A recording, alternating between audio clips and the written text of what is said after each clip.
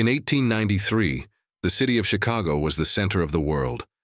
The World's Fair had brought millions of people to the city, all looking for a place to stay.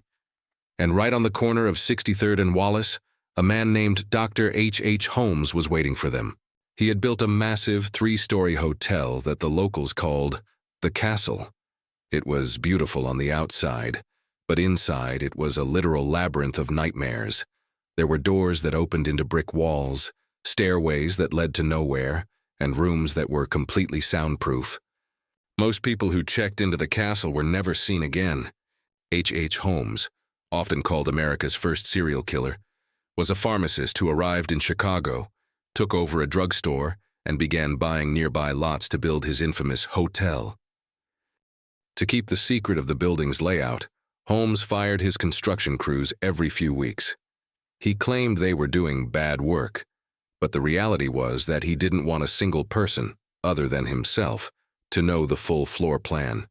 By the time it was finished, the building had over 100 rooms, but some of those rooms had no windows. Some had gas jets installed in the walls that could be turned on from a hidden panel in Holmes's bedroom. He could literally control the fate of anyone in the building with the flick of a wrist, all while lying in his own bed. During the World's Fair, Holmes targeted young women who had traveled to the city alone. Once they were inside the castle, they were trapped in a maze. If a guest tried to escape, they could race down a hallway only to hit a door locked from the outside, or climb a staircase that ended at a solid ceiling.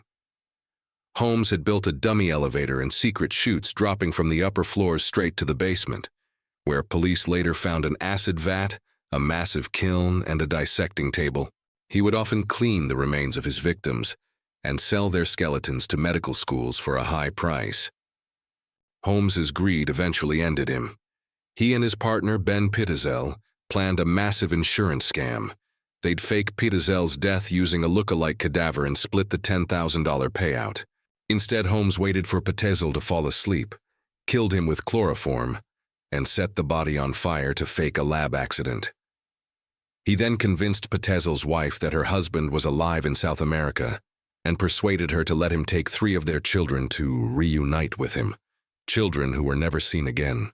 Holmes sat in his cell and famously said, "I was born with the devil in me.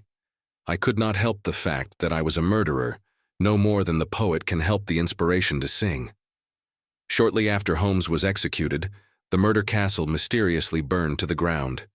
Thanks for watching. Don't forget to like, share, and subscribe. And as always, look twice. Monsters blend in,